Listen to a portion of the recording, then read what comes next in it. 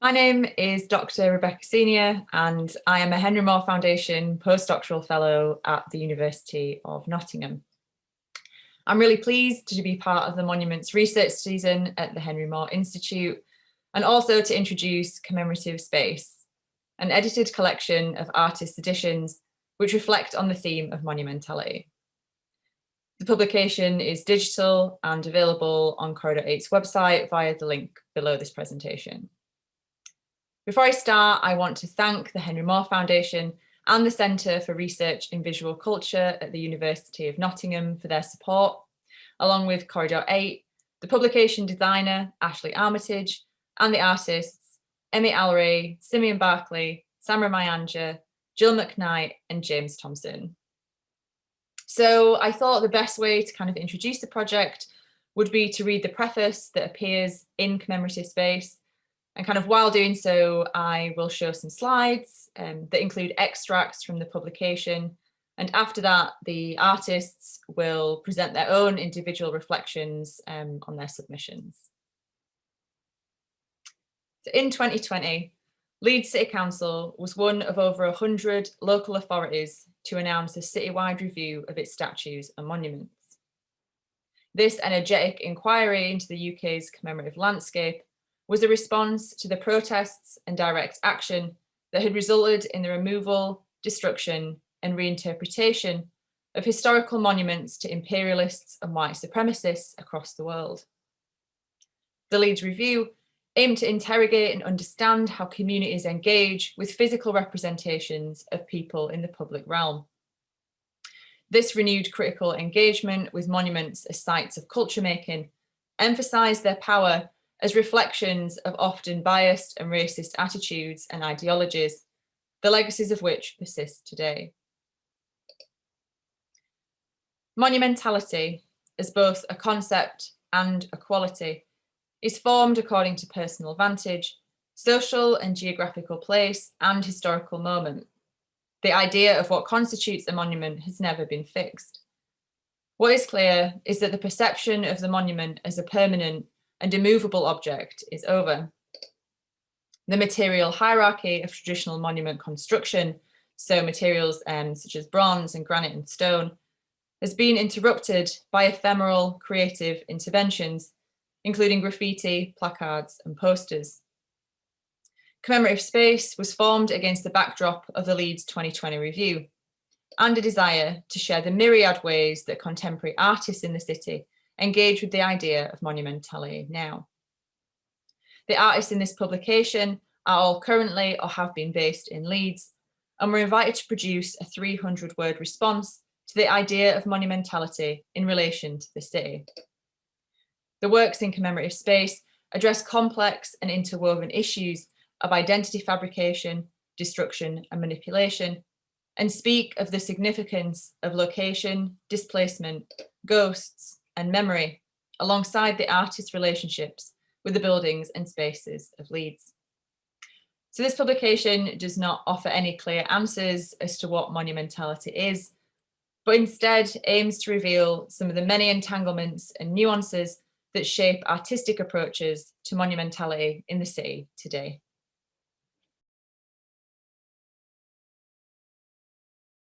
Hello, my name is Emii Alrai, and I'm an artist based in Leeds, mainly working in sculpture and large-scale installation. Over the past year, I've been focusing on writing, film, and photography, trying to think about ways in which sculptural practice can transcend physical space.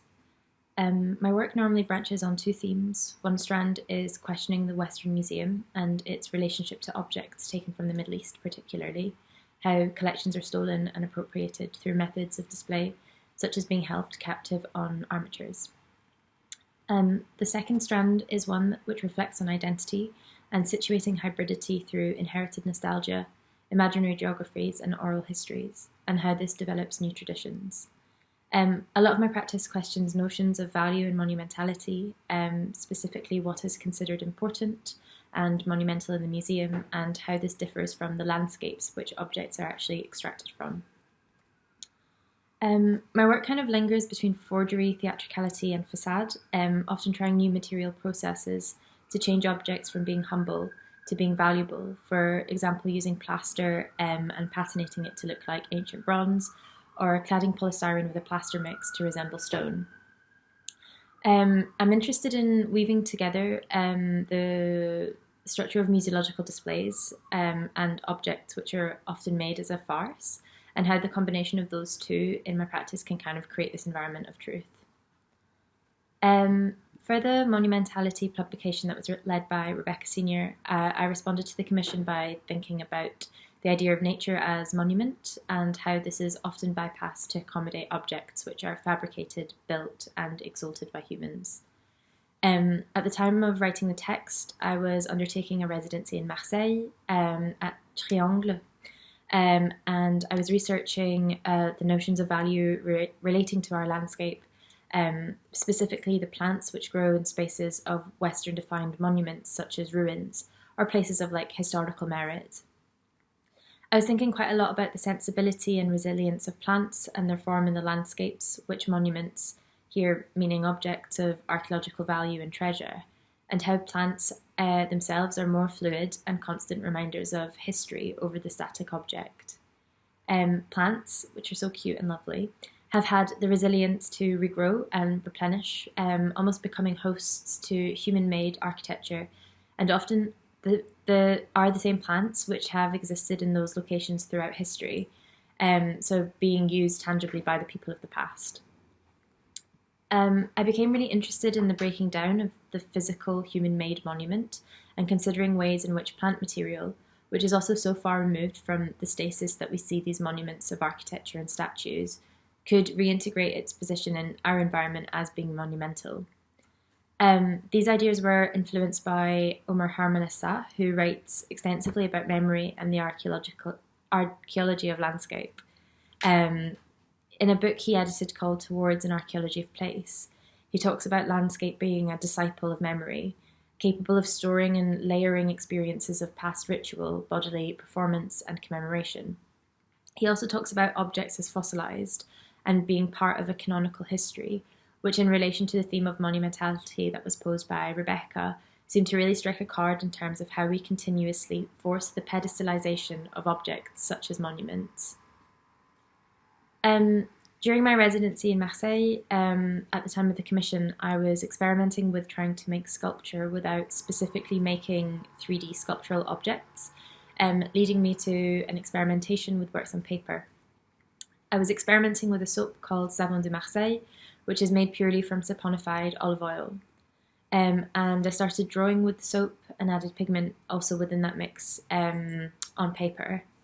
The result of those drawings became very weirdly fleshy textures, which I felt had a connotation of a natural landscape, almost like moss collecting on rocks, or the kind of calcification that you find on rock faces or landscapes, and that kind of texture as well. I wanted to add the drawings alongside the words that I wrote, which were trying to explore the materiality of monument, kind of similar to how the drawings were functioning. And I kind of thought I'd end this video by reading the words that I wrote in response for the publication. I wrote moment, mountain, monument, vessel, grave, a form caught between two tensions. Monuments are strange places. They live as saponified bodies on pedestals. Histories are placed tightly in their cold hands. We forget that they are also landscapes. The taste of them is acrid and rotten, and well-booted, whole and complete. Faces of the past living in the present, exalted. If geographies could be monuments, we would maybe feel them tremble. Stones could be faces, and soil could be limbs, and histories might find a space to stretch. Instead of bronze, monuments could be gardens or bodies or homes, water, flesh, vessels, waiting to be filled with the narratives of the present, instead of the static of the past. Maybe we might stop waiting for them to fall into ruin, and instead value them through their constant shape-shifting, blossoming, blossoming, blossoming. Thank you very much. Hello everyone, my name's Samra Mayanja and my text entitled Our Vicky is included in the publication Commemorative Space, Artist Reflections on Monumentality, edited by the curious and dynamic art historian Rebecca Senior. I was umming and ahhing about how to introduce my text, but then I thought, how can this introduction be another opening into or an exploration of and a window out of the text? So let's start with where it started and see where we end up. In part, it unfolded from a conversation with Rebecca Senior in which we spoke about flesh and blood pumping bodies. And we also spoke about how statues had been equated to flesh and blood pumping bodies. We spoke of fading buildings that become monuments to a community in their absence and spoken renditions of these spaces. We spoke about discourse around the stuff of commemoration on every side of the Atlantic, and I'm wondering now what the Atlantic thinks of commemoration and all this chatter.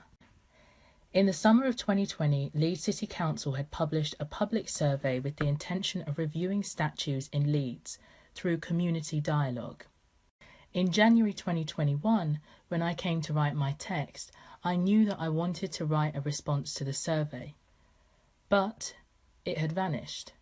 It was published swiftly and quietly, with little to no wide-scale effort to garner meaningful engagement with it. So it makes sense that something that didn't surface would sink. Determined to find it, I finally emailed someone from the council who said, "I hope that you are well. Please see the link to the Executive Board report regarding the Leeds Statue Review, Item 63. These reports contain all the information we can publish regarding the review." I was too late and outside of the castle. The consultation ended on the 10th of August and there were 813 responses received, of which 41 were not relevant or were duplicated, so 772 were analysed. So I decided to create my own survey and respond to it. Hardly rigorous research method, but nor is a sample size of 772 in a city of over 1.5 million inhabitants. My approach, however, I hope, holds a kind of poetic rigour, or at least a desire to edge towards it. I wanted to prioritise devising questions with enough space in them for the edges of the page to be felt and crossed, or in other words, room to say what the question had failed to make space for. Questions for learning and noticing oneself in relation to statues, or more broadly monumentality, or more broadly what it is to remember and forget in the same moment. And I hoped for questions for a deep dive. My questions, or rather the questions from the Department of Poetics, were as follows. 1. Do you see the public statues? If not, why? If so, what do they mean to you? 2. Can you tell us about other monuments in your area? 3. Where do you go for guidance? 4. How will we use statues in Leeds? 5. Are there monuments that you miss? The 5th question and respective response is the one that you all are able to read in the publication. I'm sharing these questions with you for 2 reasons. Firstly, just in case anyone watching happened to save a copy of or submit their responses to Leeds City Council's initial survey, and is up for sending me any insights into how that survey might sit in relation to the questions offered by the Department of Poetics. 2, just in case anyone from Leeds City Council is watching and is thinking about their next public dialogue and wants the support of the Department of Poetics, we're here. We specialise in generating and unpicking the unseen, imagined, felt and intuited. We're also practised in interrogating and breaking words, symbols, gestures and meaning, and also really good at stoking the emergence of something else. I suppose this introduction has become a somewhat budget effort to recruit for the Department of Poetics and advertise our services. Jokes aside though, where was the public dialogue? because I wasn't invited. Were you? Where was the space but the boxes of a survey that does not want to be found? Couldn't a public dialogue be something to do with reciprocity, mutual regard, exploration, and arriving at some place we all didn't know of? In the future, the Department of Poetics are happy to be invited, for a fee of course, to hold the tenderness and discomfort of public dialogue, to facilitate personal reflection and collective contemplation, and to shift our perspective on the subject of any public conversation that we feel that we can make a solid contribution towards. Our methods attempt to hold multiplicity. And by multiplicity, I mean that a statue can be pulled down, celebrated, detested, contested, and televised all in the same moment, and that perhaps we can begin the conversation there, as opposed to a constraining polarity, keep 'em up or pull 'em down.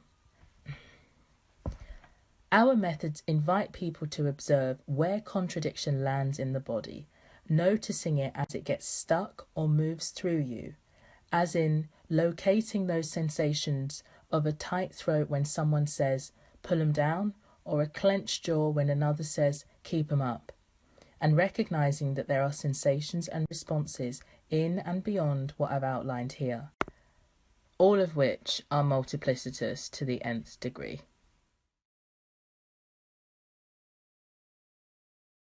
Hello, my name's Jill McKnight and I'm an artist based in Leeds, working mainly in sculpture and writing. I was really excited to be invited to contribute a work to the Commemorative Space publication by Rebecca Senior, along with the 4 other fantastic artists who contributed. Central to my practice is exploring the working class, feminist and artistic lineages where I see myself belonging, to tell stories that would otherwise be lost or overlooked. I was approaching my contribution not only from this perspective, but also as a resident of Leeds and a member of its artistic community for the last 6 years. I contributed a new text work with an accompanying image of my work, and the text work begins from the point of view of being an artist within Leeds' artistic community. It's a very vibrant community which is nevertheless very much in flux and at odds with the fixedness that we associate with monumentality.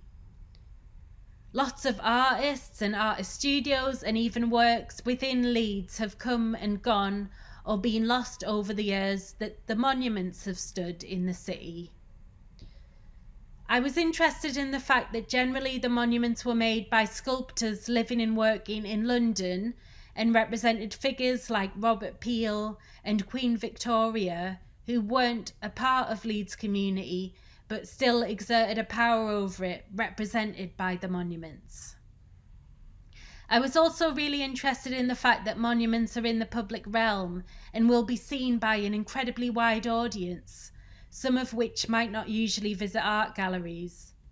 So I was interested in what this situation had to offer and thinking about what would happen if the materials that made up the monuments, the bronze and the stone, could be repurposed and turned into new sculptures or artworks by artists working within Leeds community now, and then if this process could be repeated by each generation.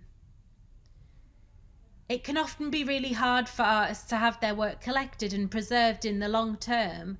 However, this would give each generation in the city the opportunity to replace the old monuments by creating new artworks that spoke to them and their community and would be seen by the people who they lived alongside in the city.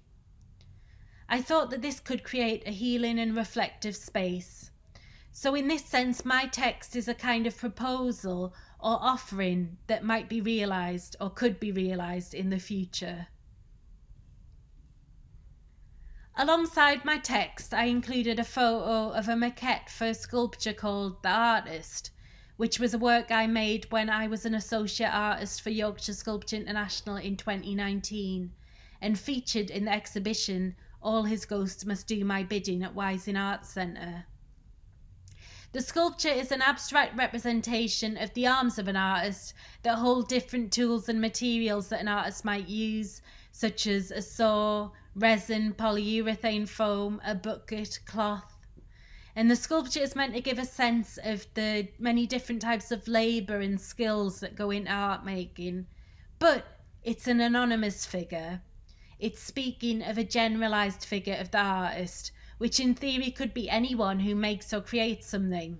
In the sense of representing a general or collective figure, I thought my sculpture was very opposite to the idea of monuments, because they usually represent one individual named figure. However, their power and success has relied on the work of many more people whose individual efforts weren't recognised at the time in the same way. As an artist working mainly in sculpture, it was really generous and exciting and stimulating to have the opportunity to contribute to the publication, because it really got me thinking about kind of the responsibility that artists have when they make work and put it out into the world, and how we might better use some of our spaces or platforms to connect with others and perhaps reflect and share new ideas and stories. I'm really thankful for having the opportunity to contribute, and thank you very much for listening to my talk today. Goodbye. The piece for Commemorative Space reflects upon my experience of making a performance with artist Samra Mayanja, working in response to the memorial to Queen Victoria statue on Woodhouse Moor, Leeds.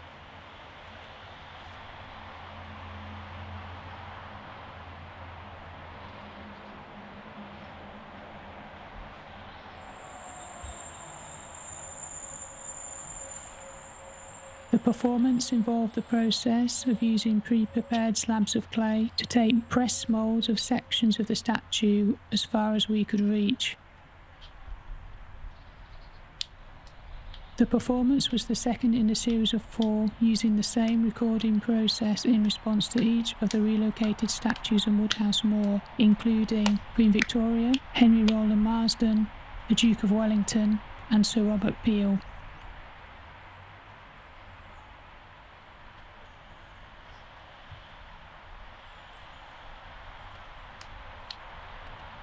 Originally positioned in Victoria Square in front of Leeds Town Hall, the memorial to Queen Victoria statue was relocated to Woodhouse Moor in 1937 and replaced with a carriageway and car park.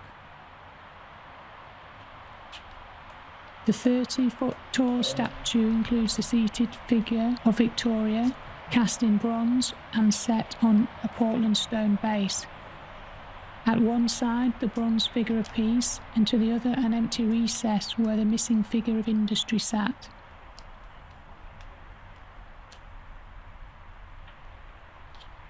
The writing describes the out of placeness of the statue, which doesn't seem to fit in its surroundings or in time, with little relevance to our daily experience or the people who use the park today.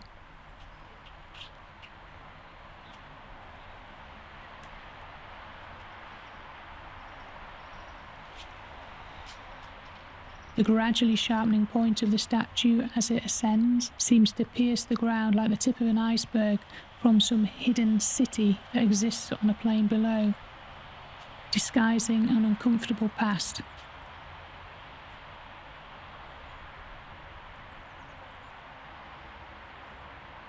The work investigates the materiality of the statue as an object, its corroded Portland stone base, the weeping bronze and the ecologies that live behind the motifs that embellish the edges of the plinth. Victoria looks across to Marsden, who looks away.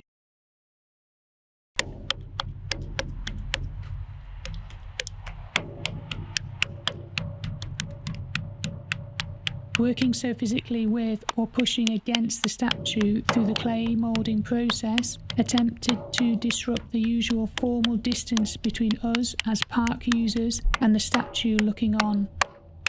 What became apparent through the process of making the performance was that despite being less slippery than the granite plinths of Marsden or Peel, no matter how hard we tried, we were unable to physically touch the figure of Victoria. The statue, designed as this anti-human object, always out of reach. We are forced to look up towards Victoria.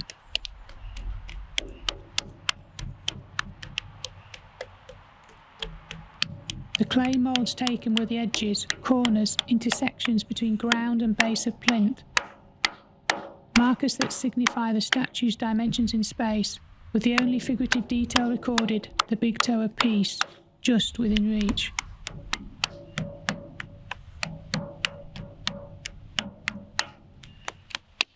The removal, fragmentation and subsequent reordering of the clay moulds attempted to disrupt their certainty as objects and position in space, challenging their dimensions and forming alternative configurations.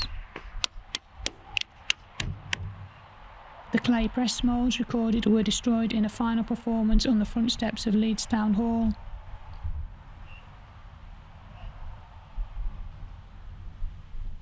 The site the Memorial to Queen Victoria statue was relocated from.